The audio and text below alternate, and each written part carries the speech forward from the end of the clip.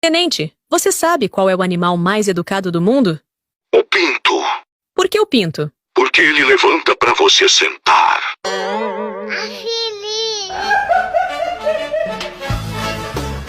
Você sabe o que acontece se um chinês se cortar? Não. Chai Shang. Faz ideia.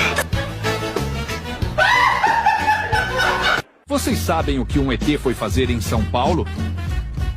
Não. Foi ver o tio ET. Faz ideia.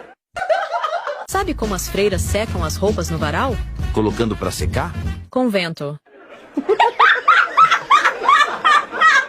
Por que será que o galo canta de olhos fechados? Porque ele sabe a letra da música de cor. Você sabe qual é o remédio que nos avisa quando a gente tá bebendo demais? Qual?